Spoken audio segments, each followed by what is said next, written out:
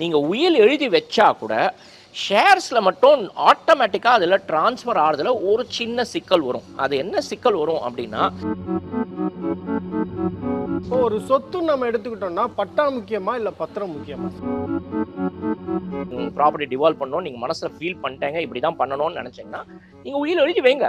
ஆனால் அந்த உயிரை போய் ரெஜிஸ்டர் ஆஃபீஸில் ரெஜிஸ்டர் பண்ணால் மோர் சேஃப்டி. 4 வந்து வில்லும் பவர் பண்ணாட்டியும் மட்டும்தான், because it's an optional registrable document. இப்போ நீங்க அது வந்து வில்ல ரெஜிஸ்டர் பண்ணணும் அப்படின்னா கிடையாது, வில்லு கம்பல்சரியா ரெஜிஸ்டர் பண்ணணுங்கிறது கிடையாது. தமிழ்நாட்டில் வந்து இந்த தொலைஞ்சு போன பத்திரத்துக்கு நீங்க வந்து ஒரு போலீஸ் கம்ப்ளைண்ட் கொடுக்குறீங்கன்னா நீங்க அந்த டாக்குமெண்ட்டை எங்க தொலைச்சேங்கிறது சொல்லணும். இப்போ நீங்க அந்த டாக்குமெண்ட்டை நாங்க ட்ரேஸ் அவுட்டே பண்ண முடியலன்னா இந்த மாதிரி கம்ப்ளைண்ட்லாம் போலீஸ்ல இப்போ வந்து எடுத்துப்பாங்களாங்கிறது கூட கேள்வி. வணக்கம் சார். வணக்கம். எனக்கு பூர்வீக சொத்து இருக்கு அப்படின்றத நான் எப்படி கண்டுபிடிக்கிறது சார்? சார், இப்போ நீங்க உங்க பேர்ல வந்து ஒரு பூர்வீக சொத்து இருக்கு, இது நிறைய பேருக்கு வந்து அவங்க ஃபேமிலியில இந்த ப்ராப்பர்ட்டி இருந்திருக்கு, எங்களுக்கு முன்னாடி இவ்வளோ இருந்திருக்கு அவ்வளோ இருந்திருக்கு, ஆனா இப்போ எதுவுமே இல்லை அப்படின்னு சில பேர் சொல்லுவாங்க. சில பேர் வித்துருப்பாங்க அவங்க ஃபேமிலியில. ஆனா சில பேருக்கு என்னன்னா அவங்க ஃபேமிலி ஆன்செஸ்ட்ரல் ப்ராப்பர்ட்டி வச்சிருப்பாங்க, ஆனா அது வந்து அவங்க வந்து ஒரு கண்டுபிடிக்கவே முடியாத ஒரு சூழ்நிலையில இன்னைக்கு இருப்பாங்க. இப்போ பூர்வீகமா இவங்களுக்கு ஒரு ப்ராப்பர்ட்டி இருக்கு அப்படின்னு உங்களுக்கு தெரியணும்னா ஃபர்ஸ்ட் அண்ட் ஃபார்மோஸ்ட் உங்களுக்கு அது எந்த கிராமத்துல இருக்குங்கிறது தெரியணும். ரெண்டாவது அதோட சர்வே நம்பர் உங்களுக்கு தெரியணும். இன்னைக்கு இருக்கிற சர்வே நம்பர் வந்து பழைய சர்வே நம்பரா இருந்திருக்கலாம். அதாவது வந்து இன்னைக்கு ஒரு ப்ராப்பர்ட்டியில இன்னைக்கு ஒரு ஸ்பெசிஃபிக்கா ஒரு சர்வே நம்பர் இருக்கு, இந்த ப்ராப்பர்ட்டி எங்களோட நிலமா இருக்கலாம், இல்லை இந்த ஏரியாவில் எங்களுக்கு நிலமா இருக்கலாம்னா அந்த இடத்துல உங்களுக்கு வந்து அதோட குறிப்பிட்ட சர்வே நம்பர் தெரிஞ்சாகணும். உங்களுக்கு இன்னைக்கு இருக்கிற ப்ரெசன்ட் சர்வே நம்பர் மட்டும் தெரிஞ்ச போகாத, அதோட ப்ரீவியஸ் சர்வே நம்பரும் தெரிஞ்சிருக்கணும். அப்போ நீங்க என்ன பண்ணணும்னா கிட்டத்தட்ட ஒரு 50 வருஷம் இல்லை 75 வருஷத்துக்கு நீங்க வந்து ஈசி போட்டு பார்க்கலாம். இப்போ நீங்க தமிழ்நாடு எடுத்தீங்கன்னா கிட்டத்தட்ட 1975 இருக்கிற ஈசி கம்ப்யூட்டரைஸ்ட் ஈசி இன்னைக்கு யார் வேணாலும் அப்ளை பண்ணலாம். ஈசி வந்து உங்களுக்கு 2-3 நாள்ல உங்களுக்கு வந்து வழங்கிடுவாங்க, கொடுத்துருவாங்க. அதே மாதிரி நீங்க பாத்தீங்கன்னா மேனுவல் ஈஸி நீங்க அந்த கன்சர்ன் சப் ரெஜிஸ்டர் ஆஃபீஸ்க்கு போனாதான், அதாவது இந்த சொத்து எந்த கன்சர்ன் சப் ரெஜிஸ்டர் ஆஃபீஸ்க்குள்ள இருக்கு அப்படிங்கிறது முதல்ல உங்களுக்கு தெரியணும். தமிழ்நாடு பார்த்தீங்கன்னா கிட்டத்தட்ட ஒரு 575 சப் ரெஜிஸ்டர் ஆஃபீஸ் இருக்கு. இப்போ இந்த சொத்து எந்த ஜூரிஸ்டிக்ஷன் சப் ரெஜிஸ்டர் ஆஃபீஸ்க்குள்ள வருதோ அந்த ப்ராப்பர்ட்டியில நீங்க கிட்டத்தட்ட நான் என்ன சஜஸ்ட் பண்ணுவேன், 1940லேருந்து நீங்க ஈசி போடுங்க, 35 வருஷத்துக்கு ஈசி போடுங்க. ஈசியில் ஒரு என்ட்ரி வருது, இப்போ உங்க தாத்தா ப்ராப்பர்ட்டி இருக்கு, உங்க தாத்தா பேர்ல அவர் சொத்து வாங்கியிருக்காரு அப்படின்னா உங்க தாத்தாவோட டாக்குமெண்ட்டை ஃபர்ஸ்ட் நீங்க ட்ரேஸ் அவுட் பண்றதுக்கே ஈசி போட்டாதான் தெரிய வரும்.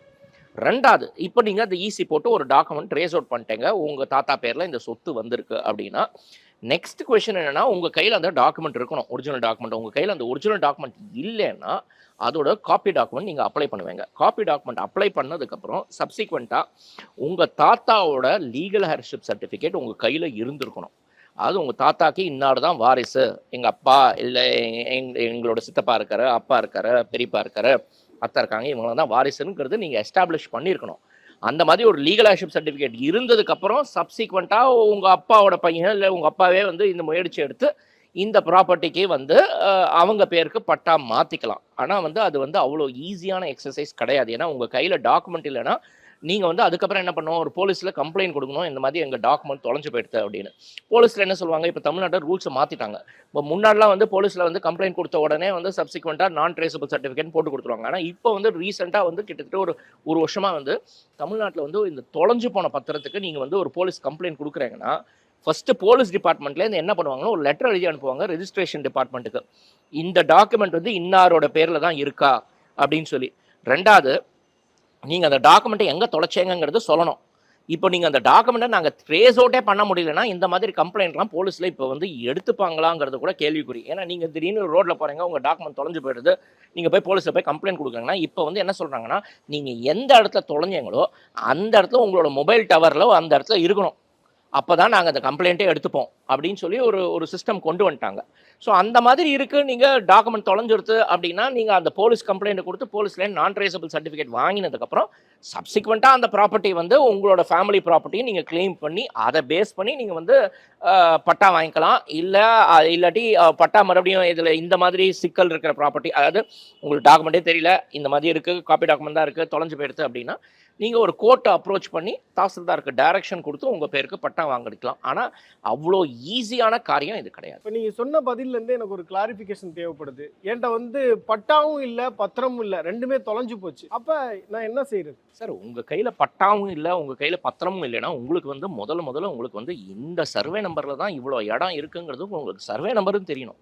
உங்களுக்கு சர்வே நம்பரும் தெரியலன்னா ஒன்றும் பண்ண முடியாது. இப்போ உங்களுக்கு அட்லீஸ்ட் சர்வே நம்பர் தெரிஞ்சதுன்னா அதை வச்சு நீங்கள் வந்து குறிப்பிட்ட பீரியடுக்கு நீங்கள் ஈஸி அப்ளை பண்ணுவீங்க. ஈஸி அப்ளை பண்ணனா அந்த டாக்குமெண்ட் நம்பரை ட்ரேஸ் அவுட் பண்ணிடுவீங்க. இல்லை என் கையில் அந்த டாக்குமெண்ட் நம்பர் இருக்குது, ஆனால் அதோட ஒரிஜினல் பத்திரம் என் கையில் இல்லை, அதோட ஜெராக்ஸ் காப்பி நான் வச்சுருக்கேன் அப்படின்னா, அப்போ நீங்கள் வந்து அந்த ஒரிஜினல் பத்திரம் ஃபுல் எக்ஸ்டெண்டுக்கும் நீங்கள் கிளைம் பண்ணுறீங்கன்னா தான் உங்களுக்கு ஒரிஜினல் பத்திரம் தேவைப்படும். இல்லை அந்த போர்ஷனில் உங்கள் தாத்தாவே வச்சிருக்காரு, உங்கள் தாத்தா ஒரு சில பேருக்கு விற்றுட்டாங்க, பாக்கி இருக்கிற நிலம் உங்கள் தாத்தா வச்சுருக்காங்கன்னா நீங்கள் ஈஸி போட்டு எவ்வளோ இடம் விற்றுருக்காங்கன்னு தெரிஞ்சுக்கலாம். அதே மாதிரி எவ்வளோ இடம் பாக்கி வச்சுருக்காங்கங்கிறதும் தெரிஞ்சுக்கலாம். இதே உங்கள் தாத்தா வந்து அந்த லேண்டே விற்கலை, அவர் பேரில் தான் வச்சுருக்காரு. ஒரு ஒரு உதாரணத்துக்கு சொல்லுங்கள் சார், 1 ஏக்கர் நிலம் சார் ஒரு கிராமத்தில் இருக்குது, ஏதோ ஒரு கிராமம்னு வச்சுப்போம். அந்த ஸ்பெசிஃபிக் கிராமத்தில் வந்து அந்த 1 ஏக்கர் லேண்டை ஃபுல்லாக அவரே வச்சுருக்காரு. அவர் வந்து இறந்து போய்ட்றாரு, அவர் உயிலும் எழுதி வைக்கல. அதே மாதிரி அவர் வந்து யாருக்கும் இன்னைக்கு இந்த லேண்ட் இருக்குது, இல்லை அவர் இந்த பத்திரம் எங்கே வச்சுருக்காருன்னு கூட தெரியல உங்களுக்கு. அப்படி இருக்கிற சூழ்நிலையில் நீங்கள் அந்த மாதிரி உங்களுக்கு அவர் எந்த லேண்டை வச்சுருக்கிற அவரோட டாக்குமெண்ட் நம்பரை ட்ரேஸ் அவுட் பண்ணோன்னா ஈஸி போட்டு பார்த்தா தான் தெரிய வரும். ஒருவேளை நீங்கள் ஈஸி போட்டு உங்கள் தாத்தா பேரில் இருக்கிற சொத்தும் கண்டுபிடிச்சிடுறீங்கன்னு வச்சுக்கோங்க. அப்போ நீங்கள் என்ன பண்ணணும்னா இதை பேஸ் பண்ணி பட்டா வந்து யார் பேரில் இருக்குன்னு பார்க்கணும். அந்த 1 ஏக்கருக்கு உங்கள் தாத்தா பேரில் தான் பட்டா இருக்குன்னா, இப்போ நீங்கள் மறுபடியும் ரெவென்யூ டிபார்ட்மெண்ட்டில் என்ன பண்ணணும்னா உங்கள் தாத்தாக்கு வாரிசு யார், நீங்கள் உங்கள் தாத்தாவோட வாரிசு சான்று. அதனால தான் நிறைய பேருக்கு நீங்கள் பார்த்தீங்கன்னா இப்போது சிட்டி மட்டும் இல்லை, கிராமத்தில் இருக்கிறவங்களுக்கு தான் பெரும்பாலும் இந்த மாதிரி பிரச்சனை இருக்குது. சிட்டிலையும் இருக்குது. நிறைய பேருக்கு வந்து லீகல் ஹேர்ஷிப் சர்டிஃபிகேட்டோட சிக்னிஃபிகன்ஸ் தெரியல. ஒரு வாரிசு சான்றிதழ்னா அதோட முக்கியத்துவம் என்னங்கிறதே நிறைய பேருக்கு தெரிய மாட்டேங்கிறது. ஸோ இந்த மாதிரி சொத்தெல்லாம் ட்ரான்ஸ்ஃபர் ஆகணும்னா ஒரு வாரிசு சான்றிதழ் மூலமாக தான் சொத்து வந்து ட்ரான்ஸ்ஃபர் ஆகும். கிராமத்தில் மட்டும் இல்லை, சிட்டியில் இருக்கிறவங்களுக்கு நிறைய பேருக்கு வந்து இந்த லீகல் ஹேர்ஷிப் சர்டிஃபிகேட், அது வாரிசு சான்றிதழோட சிக்னிஃபிகன்ஸ் என்னங்கிறது தெரிய மாட்டேங்கிறது. இப்போது அவங்க வந்து என்ன பண்ணோன்னா அந்த தாத்தாவோட வாரிசு சான்றிதழ் வச்சாதான், அவங்க கையில் இருந்தாதான் சொத்து வந்து தாத்தாவோட வாரிசுக்கு அந்த ப்ராப்பர்ட்டி வந்து ட்ரான்ஸ்ஃபர் ஆகும், ரெவென்யூ டிபார்ட்மெண்ட்டில் பட்டா மாறும். இல்லை அந்த தாத்தாக்கு லீகல் ஹேர்ஷிப் சர்டிஃபிகேட்டே வாங்கலை, அப்படி வாரிசு சான்றிதழே வாங்கலைன்னா இன்னைக்கு வந்து தாசில்தார் ஆஃபீஸில் அவர் இறந்து போய் 20 வருஷம் ஆகுது, 30 வருஷம் ஆகுது, இன்னைக்கு நீங்கள் போய் தாசில்தார் ஆஃபீஸில் எங்கள் தாத்தாவோட வாரிசு சர்டிஃபிகேட் கொடுங்கன்னா கொடுக்க மாட்டாங்க. அவங்க என்ன சொல்லுவாங்க, நீங்கள் போய் கோர்ட்லேருந்து ஒரு ஆர்டர் வாங்கிடுவாங்க, இன்னார் தான் இதுக்கு வாரிசுன்னு சொல்லி. அந்த கோர்ட்லேருந்து உங்களுக்கு ஆர்டர் வாங்குறதுக்கு ஒரு குறிப்பிட்ட கால டைம் ஆகும். டெஃபினட்டாக உங்களுக்கு வந்து ஒரு 3-4 வருஷம் கூட ஆகலாம். ஆனால் நீங்கள் வந்து அந்த மாதிரி எஸ்டாப்ளிஷ் பண்ணி இன்னார் தான் வாரிசுன்னு சொல்லிட்டு நீங்கள் கோர்ட்லேருந்து ஒரு டைரக்ஷன் வாங்கி தாசில்தார்கிட்ட நீங்கள் வந்து ஒரு கம்யூனிகேஷன் கொடுத்து கோர்ட்லேருந்து ஆர்டர் டைரக்ட் பண்ணி கொடுக்குறாங்கன்னா அதை பேஸ் பண்ணி வாரிசுக்கு யாரெல்லாம் இருக்காங்களோ அந்த ப்ராப்பர்ட்டியோட வாரிசுக்கு வந்து இன்னைக்கு வந்து தாசில்தாரில் வந்து லீகல் ஹேர்ஷிப் சர்டிஃபிகேட் கொடுத்துருவாங்க. அந்த லீகல் ஹேர்ஷிப் சர்டிஃபிகேட் கொடுத்ததை பேஸ் பண்ணி அவங்க வந்து பட்டா ட்ரான்ஸ்ஃபர் பண்ணிக்கலாங்க அவங்க பேருக்கு. சார் இப்போ இந்த சினாரியோ எடுத்துப்போம். என்கிட்ட வந்து ஒரு சொத்து இருக்குது, ஆனால் வந்து என்கிட்ட பட்டா கிடையாது, என்கிட்ட பத்திரம் மட்டும்தான் இருக்குது. ஒரு நேச்சுரல் கலாமிட்டிஸில் வந்து என்ன ஆகுதுன்னா என்னுடைய பத்திரமும் போயிடுது. இப்போ இந்த மாதிரியான சினாரியோவில் வந்து நான் என்னுடைய சொத்தை வந்து இன்னொருத்தருக்கு விற்க முடியுமா? எப்படி நான் என்னுடைய பத்திரத்தை திருப்பி மீட்கிறது? சார் இதுக்கு காப்பி டாக்குமெண்ட் ஒன்று இருக்குது. காப்பி டாக்குமெண்ட்னா அதாவது உங்களுக்கு வந்து அந்த டாக்குமெண்ட் தொலைஞ்சு போயிடுறது அப்படின்னா உங்களோட டாக்குமெண்ட்டோட நம்பராக உங்களுக்கு தெரிஞ்சிருக்கணும். அது நீங்கள் எந்த சார் பதிவாளர் பதிவு பண்ணீங்க அந்த டாக்குமெண்ட் நம்பர் உங்களுக்கு தெரிஞ்சிருக்கணும். ஒருவேளை உங்கள் டாக்குமெண்ட் வந்து நேச்சுரல் கேலாமிட்டியில் தொலைஞ்சு போயிடுது அப்படின்னா நீங்கள் இப்போ ஒன்றும் இல்லை, நம்ம ஒரு எக்ஸாம்பிள் ரீசெண்டாக எடுத்துக்கலாம். ஒரு 7 வருஷம் முன்னாடி சென்னையிலே ஃப்ளட்ஜ் வந்தது 2015. அப்போது நிறைய பேர் வீட்டுக்குள்ளே ஃப்ளட்ஜ் உள்ளே வந்ததுனால நிறைய பேரோட டாக்குமெண்ட்ஸும் வந்து டேமேஜ் ஆகிடுது. அதே மாதிரி சில பேரோட டாக்குமெண்ட் வந்து டெஸ்ட்ராயே ஆகிடுது ஃப்ளட்ஜில். அவங்க அந்த ஃப்ளட் அடிச்சுன்னு போயிடுது, பத்திரமும் சேர்ந்து அடிச்சுன்னு போயிருக்கு. அந்த மாதிரி சூழ்நிலையில் தமிழ்நாடு கவர்மெண்ட்லேயே ஒரு ஜியோ போட்டாங்க. என்னன்னா இந்த குறிப்பிட்ட காலத்தில் இவங்க வீட்டில் வந்து ஃப்ளட் டேமேஜாக இருந்திருக்கு அப்படின்னு சொல்லி வந்து அந்த கன்சர்ன் அந்த ரெவென்யூ டிபார்ட்மெண்ட்லேருந்து ஒரு லெட்டரோ ஒரு சர்டிஃபிகேட் ஒரு லெட்டர் வந்து கொடுத்தாங்கன்னா அதை பேஸ் பண்ணி சப்சிக்வெண்ட்டாக ஒரு காப்பி டாக்குமெண்ட் அப்ளை பண்ணலாம் பத்திரப்பதிவுத்துறையில். அந்த காப்பி டாக்குமெண்ட் வந்து நீங்கள் அப்ளை பண்ணுற copy document is as good as original document. இப்போ ஒரிஜினல் பத்திரம் எப்படி இருக்கோ அந்த மாதிரி காப்பி டாக்குமெண்ட் வேலிடுன்னு சொல்லி அவங்க வந்து ரெஜிஸ்ட்ரேஷன் டிபார்ட்மெண்ட் ஒரு சீலே அடிச்சு கொடுத்துருவாங்க. இது வந்து எப்படின்னா இந்த மாதிரி ஒரு நேச்சுரல் கெலாமிட்டிஸில் ஒரு டாக்குமெண்ட் வந்து டேமேஜ் ஆயிருக்கு. ஒரு உதாரணம் சொல்கிறேன். அந்த வீட்டில் வந்து ஒரு நெருப்பு வந்து அந்த ஒரு டாக்குமெண்ட் எல்லாம் ஃபயரில் டெஸ்ட்ராய் எடுத்து எரிஞ்சு போயிடுது அப்படின்னா அப்போ அவங்க வந்து சப்சிக்வெண்ட்டாக அந்த வீட்டில் வந்து நெருப்பு ஆனதுங்கிறதுக்கு ப்ரூஃபை கொடுக்கணும். அது ஃபயர் சர்வீஸ் டிபார்ட்மெண்ட்லேருந்து ஒரு லெட்டரோ அந்த மாதிரி ஒரு லெட்டர் வந்து அவங்க ப்ரூஃப் கொடுத்ததுக்கப்புறம் சப்சிக்வெண்ட்டாக அவங்க வந்து ஒரு காப்பி டாக்குமெண்ட் அப்ளை பண்ணணும். காப்பி டாக்குமெண்ட் அப்ளை பண்ணுறது மட்டும் இல்லை, இந்த ஃபயரில் எங்கள் டாக்குமெண்ட் டெஸ்ட்ராய் ஆகிடுச்சுன்னா போலீஸில் இது வந்து ஒரு நான் ட்ரேசபிள் சர்டிஃபிகேட்டும் வாங்கி வைக்கணும். அப்போ தான் அது வந்து legally it become more valid. இவங்க இந்த மாதிரி ஸ்டெப்ஸ் எடுத்துட்டாங்க அப்படின்னா, அப்போ வந்து அவங்க ஒரு காப்பி டாக்குமெண்ட் வச்சது வந்து அவங்க அப்ளை பண்ணி ரெஜிஸ்டர் ஆஃபீஸ்லேருந்து வாங்கினாங்கன்னா, அது வந்து is as good as original document. இப்போ ஒரு சொத்து நம்ம எடுத்துக்கிட்டோம்னா பட்டா முக்கியமா இல்லை பத்திரம் முக்கியமா? சார் சொத்துன்னு எடுத்துனீங்கன்னா உங்களுக்கு வந்து பத்திரம் இல்லாமல் பட்டா கொடுக்க போகிறது இல்லையா சார் உங்களுக்கு? ஸோ அதனால் பத்திரம் முக்கியம். பத்திரம் பேஸ் பண்ணி தான் சப்சிக்வெண்ட்டாக உங்களுக்கு வந்து பட்டா இஷ்யூ பண்ணுறாங்க. இப்போ எது பிரைமரி டாக்குமெண்ட், பத்திரம் தானா இல்லை பட்டாவா? சார் அதாவது 2 இருக்குது சார். இப்போ நீங்கள் வந்து உங்கள் ப்ராப்பர்ட்டியில் வந்து இது வந்து ஆன்சிஸ்ட்ரல் ப்ராப்பர்ட்டி டாக்குமெண்ட்டே கிடையாது அப்படின்னா, நீங்கள் வந்து ஃபர்ஸ்ட் அண்ட் ஃபார்மோஸ்ட் வந்து உங்கள் பேரில் தான் வந்து பட்டா இருக்குது, இல்லை உங்கள் ஃபேமிலி பேரில் இருக்கிற உங்களோட தாத்தா பேர்லையோ இல்லை உங்கள் அப்பா பேர்லையோ பட்டா இருக்குது அப்படின்னா, அப்போ உங்கள் கையில் டாக்குமெண்ட் இல்லைன்னா அந்த patta will be the only proof of ownership of the document for the property. இதே உங்கள் கையில் ஒரு டாக்குமெண்ட் இருக்குது அப்படின்னா அதை பேஸ் பண்ணி தான் சப்சிக்வெண்ட்டாக பட்டா இஷ்யூ பண்ணுறாங்க. ஸோ பட்டா எந்த மாதிரி கேசஸில் பட்டா வில் பி ப்ராமினென்ட்னா, நீங்கள் பார்த்தீங்கன்னா ப்ராப்பர்ட்டிக்கு டாக்குமெண்ட் இல்லைன்னா, பூர்வீகமாக இருந்திருக்கு, எங்கள் கையில் எந்த ஓனர்ஷிப்பும் இல்லை, ஆனால் ரெவன்யூ ரெக்கார்ட் படி எங்கள் பேரில் தான் இருக்குன்னா, அப்போ பட்டா வில் ஹாவ் அ சே. இதே இப்போலாம் நீங்கள் வந்து உங்கள் பேரில் பதிவு பண்ணியிருக்கீங்க, அப்போது நீங்கள் வந்து உங்கள் பேரில் பட்டா மாற்றிக்கணும். அப்போ தான் உங்களுக்கு வந்து சப்சிக்வெண்ட்டாக உங்கள் பேரில் வந்து ரெவன்யூ ரெக்கார்டில் மியூட்டேஷன் சொல்லுவாங்க. உங்கள் பேரில் ரெவன்யூ ரெக்கார்ட்ஸ் மியூட்டேஷன் ஆனதுக்கப்புறம் தான் உங்கள் பேரில் வந்து பட்டா இஷ்யூ பண்ணுவாங்க. ஸோ இதுக்கு வந்து என்ன ஸ்பெசிஃபிக்காக பட்டா வேலிடா இல்லை டாக்குமெண்ட் வேலிடாங்கிறதுக்கு ஒரு கிளியராக ஆன்சர்னு சொல்லணும்னால 2மே equally important. But question is first preference வந்து சேல் டீட் டாக்குமெண்ட் இருந்ததுன்னா அதுக்கு தான் முதல் ப்ரிஃபரன்ஸ், 2வது தான் பட்டாக்கு இருக்கும். இப்போ சப் ரெஜிஸ்ட்ரார் ஆஃபீஸில் வந்து ஒரு உயிலை வந்து பதிவு செய்து வைத்திருக்க வேண்டியது கட்டாயமா, அவசியமா? சார் அதாவது உயிலுங்கிறது பார்த்தீங்கன்னா வந்து it is and optionally registrable document. அதாவது உயிலுங்கிறது கம்பல்சரியே கிடையாது சார். ரெஜிஸ்டர் பண்ணோங்கிறது கம்பல்சரியே கிடையாது.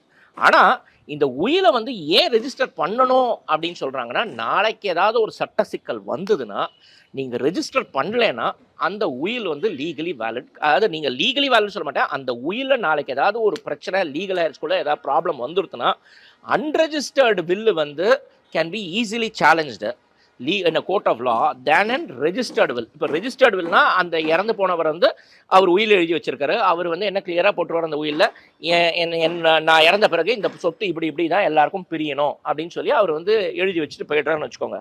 அப்போது ஒரு கோர்ட்டுக்கு போகிறது பிரச்சனை இருக்குது அப்படின்னா கோர்ட் வந்து will take cognizance of only the registered will.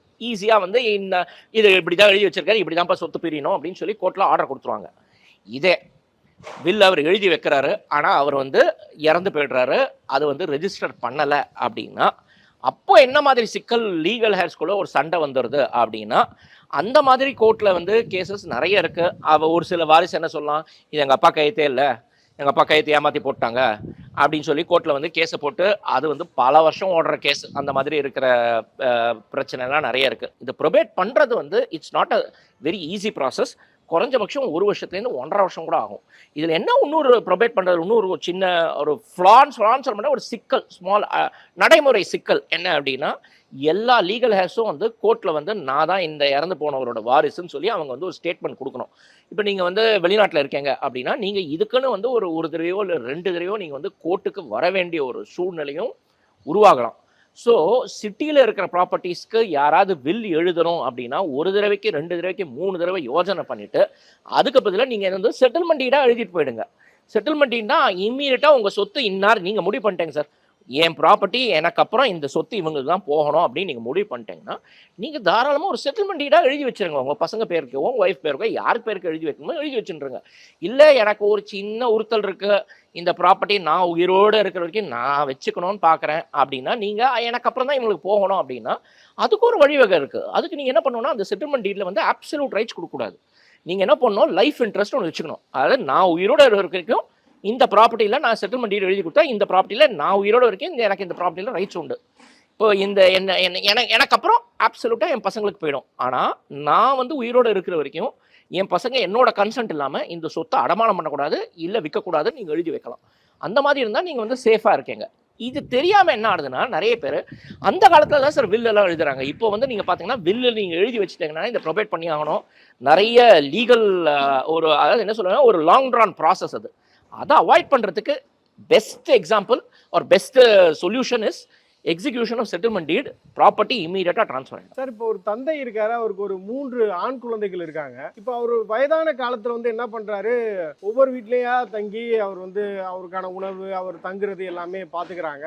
ஒரு குறிப்பிட்ட காலத்துல வந்து அவர் என்ன நினைக்கிறாருன்னா, நான் என்னுடைய இளைய மகன் வீட்லயே நான் இருந்துடுறேன், வேற எங்கேயும் அவர் போறது இல்ல, அவங்க தான் கடைசி வரையும் பாத்துக்கிறாங்க, அவர் இறந்துடுறாரு. அப்ப அந்த இளைய மகன் வந்து என்னுடைய வீட்டில தான் தந்தை வந்து இறந்தாரு, அவருடைய சொத்து வந்து எனக்கு தான் சொந்தம் அப்படின்னு கிளைம் பண்ண முடியுமா? சார் அதாவதுனா இதில் நீங்கள் பார்த்தீங்கன்னா இப்போ ஒருத்தர் இறந்து போயிடுறாரு, அவருக்கு வந்து 3 ஆண் வாரிசு இருக்குது அப்படின்னா அவர் ஒரு ஆண் வாரிசு மட்டும் எனக்கு தான் இந்த சொத்துல உரிமை இருக்குன்னு அவர் வந்து கொண்டாட முடியாது. இது வந்து ஆன்செஸ்டர் ப்ராப்பர்ட்டியாக இருந்தாலும் சரி, இது வந்து செல்ஃப் எக்வர்ட் ப்ராப்பர்ட்டியாக இருந்தாலும் அது நீங்கள் பார்த்தீங்கன்னா இது வந்து ஒரு வேளை இது வந்து செல்ஃப் எக்வர்ட் ப்ராப்பர்ட்டியாக இருந்தது அப்படின்னா அந்த கன்சர்ன் நபர் வந்து அவர் வந்து ஒன்று வில் எழுதி வச்சிருக்கணும், இல்லை அவர் வந்து செட்டில்மெண்ட் டீட் பண்ணி என்னோட இளைய மகனுக்கு தான் இந்த சொத்து போகணும்னு சொல்லி அவர் எழுதி வச்சிருக்கணும். இது ரெண்டும் அவர் எதுவுமே பண்ணல, வில்லும் அவர் எழுதலை, செட்டில்மெண்ட் டீடும் இல்லை. ஆனால் அவருக்கு 3 பசங்க இருக்குன்னா அவரோட இளைய மகன் மட்டும் எங்கள் அப்பா நான் தான் வச்சிருந்தேன், அதனால சொத்து எனக்கு தான் வரும்னு அவர் வந்து சொன்னா கூட அது வந்து லீகலாக வந்து அவருக்கு மட்டும் சட்டப்படி செல்லாது, அவருக்கு மட்டும் இந்த சொத்துல உரிமை வந்து கிளைம் பண்ண முடியாது. இப்ப நிறைய நாடகங்கள்ல நம்ம பார்ப்போம்ல, படங்கள்ல கூட காமிப்பாங்க, நண்பர் வந்து சொல்லுவாரு, அப்பவே வந்து இது மாதிரி அவருடைய தந்தை என்கிட்ட சொல்றாரு, அவருடைய சொத்து இவருக்கு தான் போகணும், இந்த பையனுக்கு தான் போகணும் அப்படின்னு சொன்னாங்க அப்படின்லாம் வந்து நாடகங்கள்ல திரைப்படங்கள்லாம் காமிப்பாங்க. அந்த மாதிரி ஒரு நண்பர் சொல்றதோ இல்ல வந்து அவருக்கு நெருங்கிய ஒரு உறவினர் சொல்றதையோ வந்து சட்டம் ஏத்துக்குமா? சார் அதாவது அதாவது நான் திருப்பி சொல்றேன் பாருங்க, வில்லுங்கிறது இட்ஸ் அன் ஆப்ஷனலி ரெஜிஸ்டபிள் டாக்குமெண்ட். அது வந்து வில்லுங்கிறது கம்பல்சரி கிடையாது. நீங்கள் வந்து அது வந்து ரெஜிஸ்டர் ஆஃபீஸில் பதிவு பண்ணணுங்கிறது கிடையாது. அதனால தான் பார்த்தீங்கன்னா வில்லு வந்து ரெஜிஸ்டர் ஆஃபீஸ்லேயே ரெஜிஸ்டர் பண்ணுறது புக் 4ங்கிற ரெக்கார்டில் தான் அவங்க ரெஜிஸ்டர் பண்ணுவாங்க. அதாவது அதுக்கு முன்னாடி நீங்கள் கேட்கலாம் சப் ரெஜிஸ்டர் ஆஃபீஸில் என்ன புக் 4னா என்ன அப்படின்னா, சப் ரெஜிஸ்டர் ஆஃபீஸில் நிறைய பேருக்கு தெரியாது, 4 புக்கு மெயின்டைன் பண்ணுவாங்க. Book 1, book 2, book 3, book 4. Book 1ங்கிறது கம்பல்சரி ரெஜிஸ்டபிள் டாக்குமெண்ட்ஸ். இப்போ கம்பல்சரி ரெஜிஸ்டபிள் டாக்குமெண்ட்னா என்ன அப்படின்னா, இப்போ ஒரு சேல் டீடு, ஒரு செட்டில்மெண்ட் டீடு, ஒரு கிஃப்ட் டீடு, ஒரு மார்ட்கேஜ் டீடு, ஒரு ரிலீஸ் டீடு, இல்லை ஒரு மார்ட்கேஜ் அடமானம் பண்ணீங்க, அடமானம் மீட்டுட்டேங்க, மார்ட்கேஜ் டிஸ்சார்ஜ் ரெசிப்ட், கோர்ட்லேருந்து இருக்கிற ஒரு அட்டாச்மெண்ட் ஆர்டர், இந்த மாதிரி இல்லை கன்ஸ்ட்ரக்ஷன் அக்ரிமெண்ட், தமிழ்நாடு பொறுத்த வரைக்கும் பவர் ஆஃப் அட்டர்னியும் வந்து இப்போ வந்து புக் 1ல ரெஜிஸ்டர் பண்ணுறாங்க. இதே புக் 2, புக் 3, புக் 4 அப்படின்னா புக் 4 வந்து வில்லும் பவர் ஆஃப் அட்டர்னியும் மட்டும்தான், because it's an optional registrable document. இப்போ நீங்க அது வந்து வில்ல ரெஜிஸ்டர் பண்ணணும் அப்படின்னா கிடையாது, வில்லு கம்பல்சரியா ரெஜிஸ்டர் பண்ணணுங்கிறது கிடையாது. ஆனா அவர் இறந்து போயிடுறாரு, அவரோட நண்பர் ரொம்ப நெருங்கிய நண்பருக்கு சொல்லியிருக்காரு, அதாவது என்னன்னா இந்த ப்ராப்பர்ட்டி வந்து எனக்கு அப்புறம் என்னோட பசங்களுக்கு இப்படிதான் இதை பிரிஞ்சு போகணும் அப்படின்னா எழுத்துப்பூர்வமா அவர் வந்து ஒரு டாக்குமெண்ட் எழுதி வச்சிருந்தாதான் அவர் நண்பர் அதுல விட்னஸ் போட்டிருந்தா அது வேலிட். அவருடைய கையொப்பம் அவருடைய நண்பருடைய கையொப்பம் இருக்கணும், நண்பர் சாட்சியா இருந்திருக்கணும், நண்பர் சாட்சியா அந்த கையொப்பம் அவர் வந்து எழுதி வைக்கணும். அது வந்து சப்சிக்வெண்டா அந்த நண்பர் வந்து அதுல ஒரு விட்னஸா இருந்தார்னா நாளைக்கு ஏதாவது ஒரு சட்ட சிக்கல் வருது அப்படின்னா அவர் நண்பர் வந்து லீகலா வந்து கோர்ட்ல போய் சாட்சி சொல்ல முடியும்.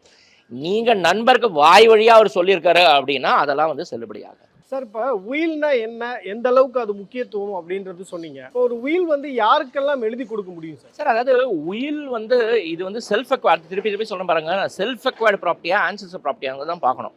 இது வந்து ஆன்செஸ்ட்ரல் ப்ராப்பர்ட்டினா இது வந்து அவங்களுக்கு வந்து வாரிசுக்கு தான் அது வந்து சொந்தமாக வரப்போகிறது.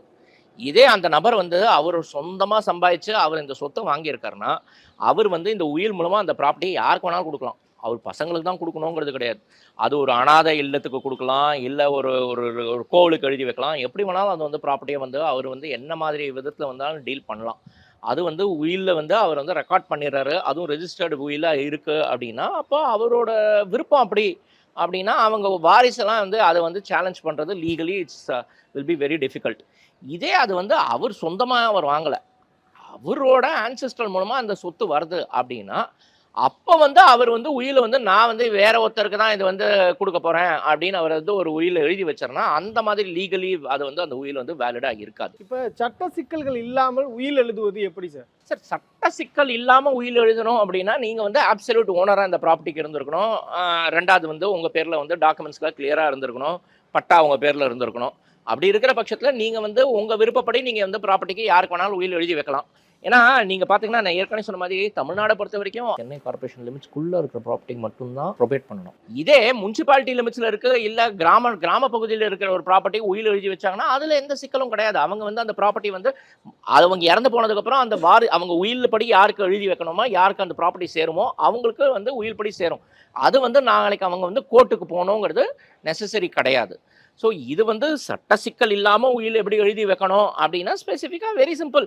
நீங்கள் வந்து நான் பர்சனலாக என்ன அட்வைஸ் பண்ணுவேன்னா, நீங்கள் வந்து உங்கள் உயில் எழுதி வைக்கணும். உங்கள் மனசில் இப்படி தான் இருக்குது, உங்களுக்கு இந்த ப்ராப்பர்ட்டி இப்படி தான் நீங்கள் வந்து உங்கள் பசங்களுக்கோ இல்லை உங்கள் ஒய்ஃபுக்கோ இல்லை வேறு யாருக்கு நீங்கள் உங்கள் ப்ராப்பர்ட்டி டிவால்வ் பண்ணணும் நீங்கள் மனசில் ஃபீல் பண்ணிட்டேங்க இப்படி தான் பண்ணணும்னு நினச்சிங்கன்னா நீங்கள் உயில் எழுதி வைங்க.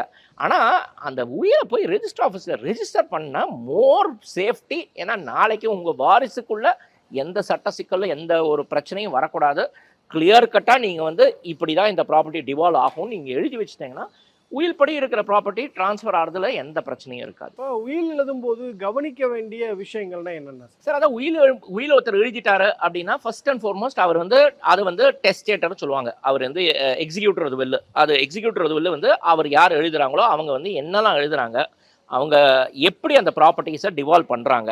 இதில் வந்து சில பேர் வந்து அதை வந்து நீங்கள் பார்க்கணுன்னா ஒன்று வந்து ஃபிக்ஸட் அசட்ஸ்னு இருக்கும். அதாவது ஃபிக்ஸட் அசட்ஸ்னால் உங்களுக்கு வந்து இம்மூவபிள் ப்ராப்பர்ட்டிஸ் எல்லாம் வரும்.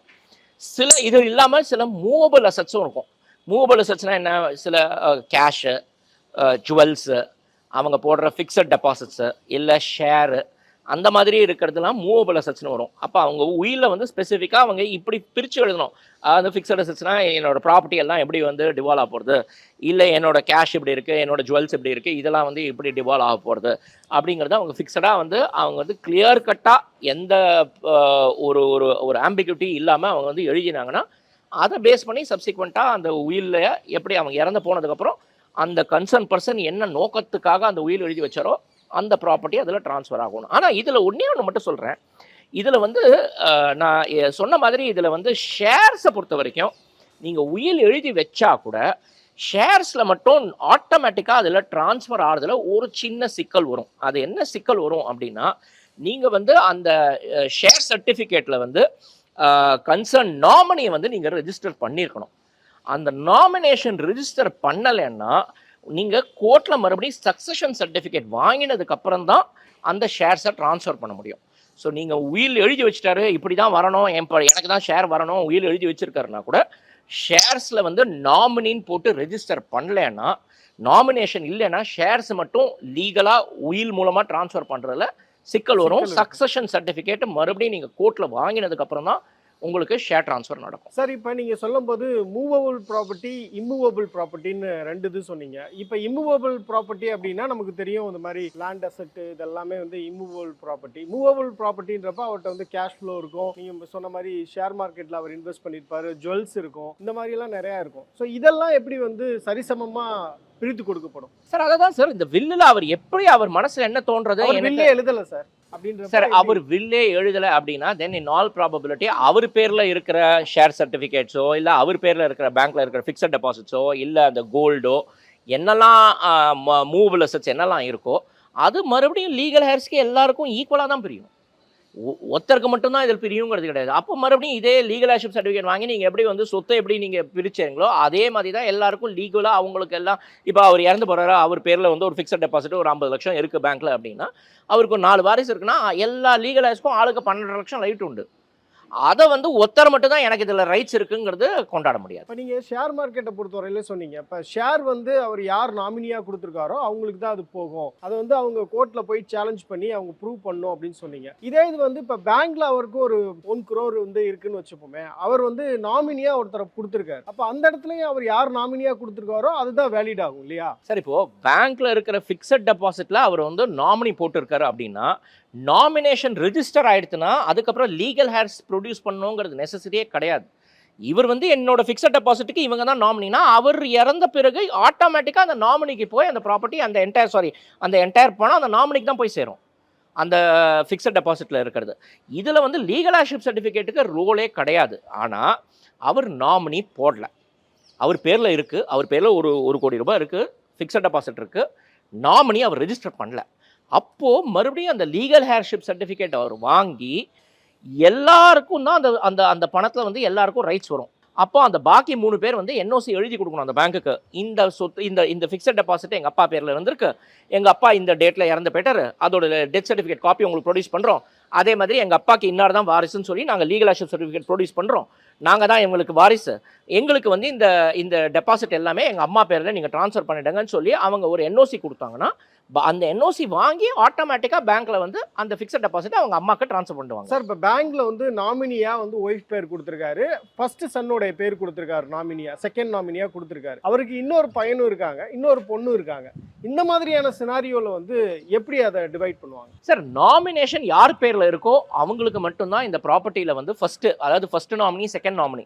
கொஷன் இஸ் ஃபஸ்ட்டு நாமினி இல்லைனா தான் செகண்ட் நாமினிக்கு வந்து போடுது. So first nominee will have all the அந்த இந்த ஃபிக்ஸட் டெபாசிட் என்ன இருக்கோ அந்த என்டையர் அமௌண்ட் அந்த ஃபஸ்ட்டு நாமினிக்கு தான் போய் சேரும். இதே நீங்கள் சொல்கிறது மற்ற நாமினி அவர் ரெஜிஸ்டர் பண்ணல அப்படின்னா லீகலாக the other nominees can challenge.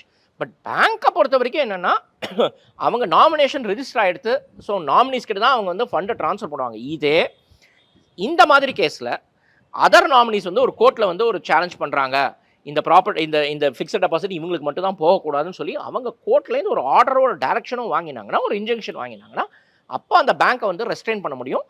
நீங்கள் வந்து ஒருத்தருக்கு மட்டும் தான் ட்ரான்ஸ்ஃபர் பண்ண முடியாது, எல்லாருக்கும் எங்களுக்கு ஷேர் உண்டு, எங்களோட கன்சென்ட் இல்லாமல் நீங்கள் ட்ரான்ஸ்ஃபர் பண்ணக்கூடாதுன்னு சொல்லி அந்த மாதிரி ஒரு ஆர்டர் கோர்ட்லேருந்து அவங்க இஷ்யூ பண்ணி வாங்கினாங்கன்னா, அப்போ வந்து பேங்க் வந்து அந்த நாமினிக்கு மட்டும் ட்ரான்ஸ்ஃபர் பண்ண முடியாது.